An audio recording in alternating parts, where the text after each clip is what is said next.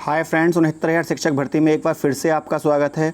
और टीम रिजवान अंसारी की तरफ से जो स्टेट ऑफ मॉडिफिकेशन रिप्लाई दाखिल हुआ था, उसके अंतर्गत 2 मॉडिफिकेशन रिप्लाई इन्होंने दाखिल किए हैं, जिसमें 17 तारीख को इन्होंने दाखिल किए थे, जिसके बारे में मैं आपको पहले ही सूचित कर चुका था। लेकिन आज उसके ऊपर सुनवाई होनी है। देखते हैं क्या है मुद्दा। मामला बड़ा गंभीर है, कोई इसको हल्के में ना ले, क्योंकि कुछ अभ्यर्थी ये सोच रहे हैं कि हाँ, ये सत्य है कि इन्होंने न्यूज़पेपर का हवाला दिया है, क्योंकि अखबार जो है ऑडियो विजुअल या अखबार या कुछ चीज़ें ऐसी जो होती हैं जिनकी प्रामाणिकता पर प्रश्न चिन्ह उठता है न्यायालय में, तो ऐसी चीज़ों को माध्यम बनाना मेरे ख्याल से उचित नहीं था। यहाँ रिजवान टीम को कुछ ज़्यादा ताकतवर मॉडिफिकेशन ऑर्डर रिप्लाई दाखिल करना था, लेकिन उन्होंने नहीं किया, और यही हमारी जीत है। क्यों? क्योंकि यदि कोई व्यक्ति यदि न्यायालय में अपना उत्तर सही से नहीं दे पाए तो आधी जीत तभी तय मानी जाती है। क्योंकि इन्होंने जो किया है वो जांच को आधार माना है, लेकिन जांच को आधार न्यूज़पेपर की सूचनाओं को आधार मानकर माना है, ये गलत है। लेकिन इस बात को कहीं ना कहीं जज साहब भी समझेंगे कि ये जो बोल रहे हैं कि जांच को आधार, लेकिन इन्होंने वो बाद में बहस के दौरान, क्योंकि एक बड़ी टीम लेकर उतरता है रिजवान अंसारी, तो ये हो सकता है कि वहाँ पर एक बड़ी टीम के साथ जब उतरेगा तो उस चीज़ को वहाँ पर समझा देगा कि ये तो हमने केवल और उन्होंने इस तरह की कटिंग ली है कि 142 अंक लेकर आया, राष्ट्रपति का नाम पता नहीं है, तो अखबारों को माध्यम बनाना न्यायालय में मेरे ख्याल से उचित नहीं था। वहीं जो हमारे एजी महोदय साहब हैं, उन्होंने बड़ी ताकतवर तरीके से अपना मॉडिफिकेशन दाखिल किया है, और कहीं भी बचने के लिए कोई भी उन्होंने क्लू नहीं छोड़ा। अगर भविष्य में जिसको हम बोलते हैं ना फ्यूचर फोरकास्टिंग, भविष्य के बारे में सोचना, तो ऐसी तथ्यों को भी सामने रख दिया है कि यदि भविष्य में ऐसा होता है तो हम ऐसा ऐसा कर लेंगे। तो हर चीज़ को उन्होंने बिंदुवार वहाँ पर उल्लेखित किया है, और ये सबसे अच्छी जीत है। ये आज का जो दिन है वो बहुत ही ज़्यादा मायने रखेगा, क्योंकि आज कई सारे केसों पर सुनवाई होनी है। वहीं इन्होंने एक इंदर देव नाम से अंजू, यहाँ पर इन्होंने इसी केस नंबर पर, आपने देखा होगा ऊपर, इसी केस नंबर पर इन्होंने ऊपर दाखिल किया था, और यही केस नंबर यहाँ पर भी लिस्टेड किया हुआ है 17 और 18 पॉइंट पर। तो 69,000 शिक्षक भर्ती में सबसे इम्पोर्टेंट चीज़ आज यही आ रही है। आपको पता ही होगा कि स्टेट ऑफ यूपी के मॉडिफिकेशन पर आज टीम के द्वारा रिप्लाई मॉडिफिकेशन भी दाखिल कर दिया गया है। स्टेट ऑफ यूपी के मॉडिफिकेशन पर आज टीम के द्वारा रिप्लाई मॉडिफिकेशन हुआ दाखिल। इसमें सूबेदार सिंह की याचिका 37 पन्नों के मॉडिफिकेशन फाइल किया गया था। इसके बारे में मैं आपको पहले बता चुका था एक बार, क्योंकि आज इन चीज़ों के ऊपर सुनवाई होनी है, तो बिंदुवार आप इनको एक बार देख लीजिए, आपको पता लग जाएगा कि होना क्या है। जिसके प्रत्युत्तर में आज टीम के द्वारा भारी भरकम और करारा 90 पन्नों का रिप्लाई मॉडिफिकेशन सूबेदार सिंह की याचिका दाखिल कर दिया गया है, जिसका नंबर 55/700/2020 है। और हम सुनवाई के लिए पूरी तरह से तैयार हैं। इस बेहतरीन रिप्लाई में यूपी बेसिक शिक्षा एजुकेशन के विधि वेत्ता और टीम में engaged council Shri RK Singh साहब व कई सीनियर अधिवक्ताओं की कुशल कारीगरी रही है। आज टीम अपने रिप्लाई में पूरी तरह जीत के लिए आश्वस्त है। तो आज देखते हैं कि इसमें क्या होने वाला है, लेकिन ये बात तय है कि 69,000 शिक्षक भर्ती में आज का दिन एक बहुत ज़्यादा इम्पोर्टेंट रहने वाला है, क्योंकि आज कई सारे डेट लगी हुई हैं, कई सारे केस लगे हुए हैं। तो और ये मैंने अपना एक टाइटल यहाँ पर लगाया भी था, अपने कमेंट के माध्यम से आपको बताया भी था कि गलत लोगों की जीत उसी वक्त तय हो जाती है जब सही लोग चुप हो जाते हैं। कुछ लोग कहीं ना कहीं दबे मुँह ये तो कह रहे हैं कि जांच होनी चाहिए, लेकिन ये भी सत्य है कि जांच को होने दिया जाए तभी तो हो। कुछ लोगों ने ये भी आरोप लगाए कि जो IPS महोदय हैं सत्यार्थ पंकज जी, उनको गलत तरीके से हटाया गया है, लेकिन उनकी जगह जो लगाए गए हैं वो भी कम नहीं है, वो भी पहले जांच टीम के सदस्य रह चुके हैं। तो आप इन चीज़ों के ऊपर प्रश्न चिन्ह न उठाएं। STF अपना काम कर रही है, किसी भी चीज़ के ऊपर प्रश्न चिन्ह उठाना आसान होता है, लेकिन ये भी सत्य है कि जब तक सत्य सामने ना आए, यहाँ पर गवर्नमेंट को एक काम करना चाहिए कि जो 69,000 शिक्षक सूची जो ये लग चुकी है, 69,000 शिक्षक भर्ती में जो चयन सूची लग चुकी है, उसमें आए हुए अभ्यर्थियों में जिनके खिलाफ जांच चल रही है उनको छोड़कर, जिनके खिलाफ जांच चल रही है, आप दोबारा सुन लें, जिनके खिलाफ जांच चल रही है उनको छोड़कर बाकी सबको यहाँ ज्वाइनिंग लेटर यहाँ गवर्नमेंट इशू कर सकती है। इससे ये, और दूसरा उसके बाद गवर्नमेंट ये कर सकती है कि जो बची हुई सीटें हैं, जो सीट बच रही हैं 1,37,000 पदों को पूरा मानते हुए, और जो सीट बच रही हैं तो जो बच्चे कॉमन नंबर से आएँ चाहे किसी भी रूप में आएँ, उनको गवर्नमेंट दोबारा एंट्री कर सकती है। इसका बढ़िया उदाहरण मैं आपको देना चाहूँगा। इसका बढ़िया उदाहरण मेरे पास ये है कि 2016 का दरोगा वाला बैच बना था। 2016 का दरोगा वाला बैच बना था। इसमें क्या था कि चारों पेपरों में अलग अलग पास होना था। आपको 40% चारों में, 40 या 50 हो जो भी हो, तो वहाँ पर आपको 40% चारों पेपरों में गेन करना था। 100 में से 40 नंबर। अब हुआ क्या कि इसमें से कुछ बच्चे 100 में एक या दो पेपरों में फेल हो गए, लेकिन गवर्नमेंट ने अभ्यर्थियों की लिस्ट पूरी करने के लिए उस लिस्ट को नीचे गिराया और अधिक अंक वालों का चयन कर लिया। वहीं पर कुछ बच्चे कोर्ट चले गए जो चारों एग्ज़ाम में तो पास थे, लेकिन वो उस मेरिट लिस्ट के अंतर्गत नहीं थे, जबकि जीओ में ये लिखा हुआ था कि आपको चारों परीक्षाओं में पास होना है अलग अलग।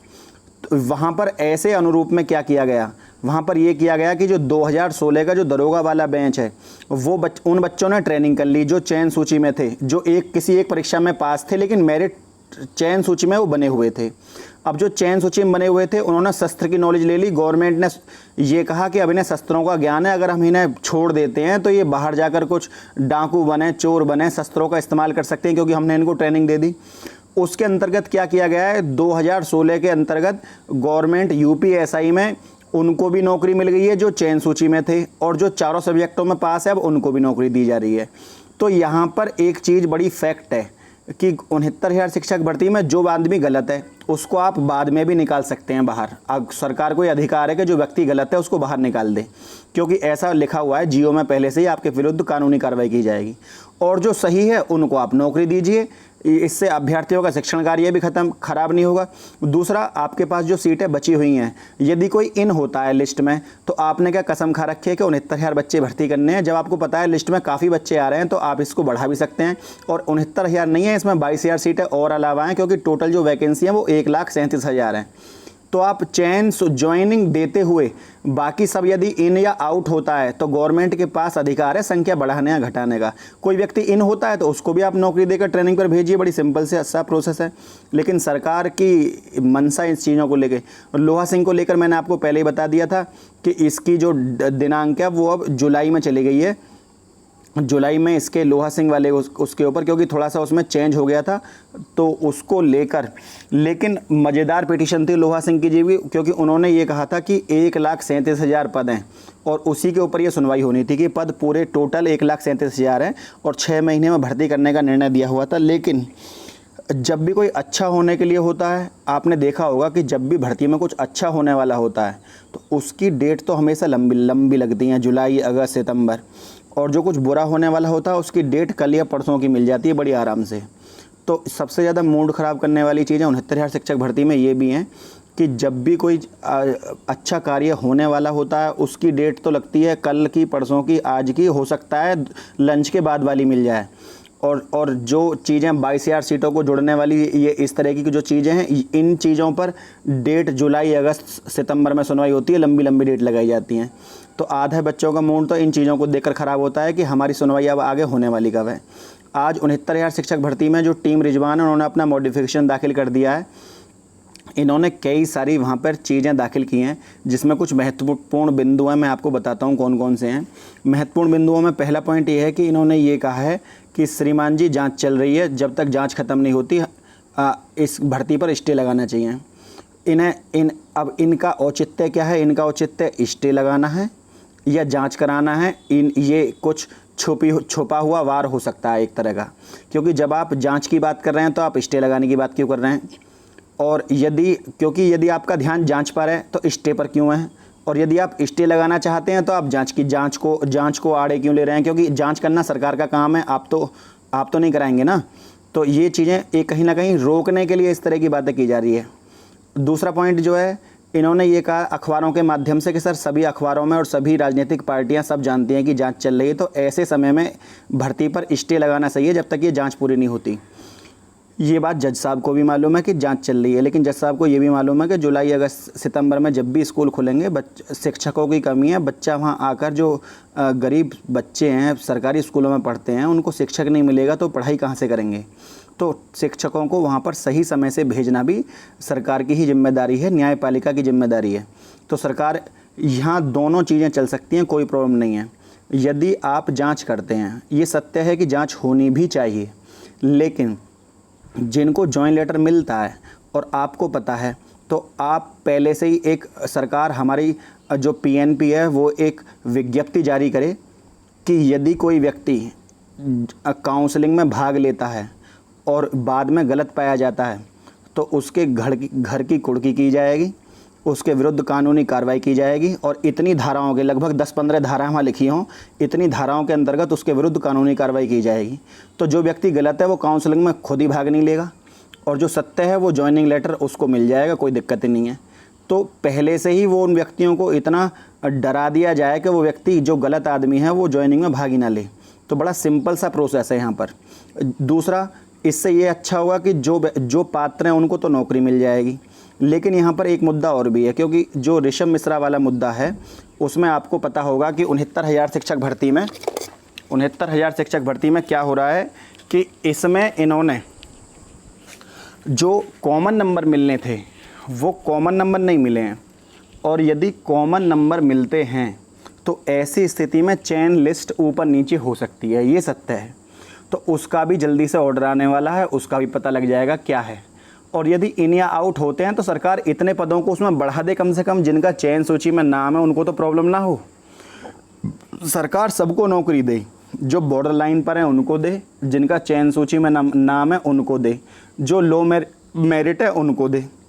क्योंकि जब सरकार 40-45 वालों को नौकरी का वादा कर सकती है तो जो 60-65 पर लगभग 1,40,000 बच्चा पास है, इनमें से 25-26,000 बच्चे निकाल दो जो बेईमानी के हैं, लगभग 1,20,000 बच्चे हैं। तो 1,20,000 पदों पर नौकरी क्यों नहीं? वैसे भी आपको 91,000 पर तो नौकरी देनी है ही, क्योंकि 69,000 ये और 22,000 जो पिछली वाली बच रही हैं वो वाली, सुप्रीम कोर्ट को अधिकार है इनको जोड़ने का। हालांकि तो जब आप 91,000 पर भर्ती दे रहे हैं तो इनमें आप 30,000 पद और जोड़कर सभी बच्चों को भर्ती करिए जो भी 60-65 पर पास हैं। आप 40-45 पर वादा क्यों कर रहे हैं नौकरी देने का? तो ये कहीं ना कहीं एक भ्रमित करने वाला एक माहौल पैदा किया जा रहा है। सरकार को भी थोड़ा सा विचारशील यहाँ पर होना चाहिए।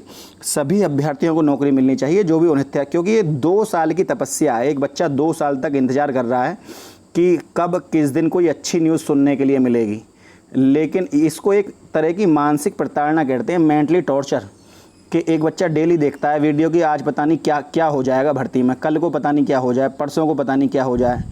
इतना भय तो किसी डिजीज़ का नहीं होता जितना भय जो जितने सारे केस पड़े हुए हैं इन तारीखों का है। तो उन्हें सरकार का यहाँ एक अधिक वो बनता है कि जो भी बच्चे कट ऑफ लिस्ट में आ रहे हैं और सभी को यहाँ नियुक्ति पत्र देकर सबको ज्वाइनिंग कराए, कोई प्रॉब्लम ही नहीं है, ना किसी की लड़ाई और ना किसी कोई सबको नौकरी मिलेगी। और शिक्षकों की जो सब भारी कमी है, हमारे प्रदेश में लगभग 1,92,000 पद खाली हैं और हर साल पद खाली होते हैं शिक्षकों के। इनमें से यदि सबको नौकरी दे दी भी जाए तो 1,40,000 में से आप 26,000 जो बेईमान है उन्हें निकाल दो, लगभग जो NOC वाला बच्चा है उसको निकाल दो, या बहुत सारे बच्चे हैं जो अलग अलग बिंदुओं पर निकलने वाले हैं, डॉक्यूमेंट में कोई कमी है, डॉक्यूमेंट फर्जी हों उनके, तो इनमें से लगभग 1,20,000 बच्चा बचेगा। तो 1,92,000 में से आप 1,20,000 को नौकरी दे भी रहे हैं, तब भी आपके पास 72,000 पद खाली हैं। इन पदों को आप नए बच्चे जो आ रहे हैं 2017 वाले बैच के, उनकी नई भर्ती निकालिएगा, उनको भी प्रॉब्लम नहीं है। और इस बार जब भर्ती निकले तो बड़ा सिंपल सा है, जियो बड़ा सटीक हो, जियो में कोई कमी ना हो, कट ऑफ पहले ही तय होनी चाहिए उसमें। और उसमें जो एकेडमिक मेरिट के ऊपर बच्चे शोर मचा रहे हैं, एकेडमिक मेरिट ना जोड़कर आप उसमें टेट और सुपर टेट के माध्यम से करिए, जैसा कि और राज्य में होता है। उसमें क्या होता है, टेट के नंबर जुड़ते हैं, सुपर टेट के नंबर जुड़ते हैं, एक मेरिट बनती है, दैट्स ऑल, कोई प्रॉब्लम नहीं। और पेपर ऐसा बने जिसमें कोई दिक्कत ना हो। तो फ्रेंड बस इतना ही बोलना था, क्योंकि आज बहुत सारी चीज़ें हैं जो अपडेट आएंगी आपकी न्यायालय से निकलकर, उन अपडेटों के साथ हम दोबारा तुम्हारे सामने फिर हाजिर होंगे। यदि आपको वीडियो अच्छी लगी हो तो वीडियो को लाइक शेयर सब्सक्राइब करना ना भूलें। बस आज के लिए इतना ही। जय हिंद, जय भारत।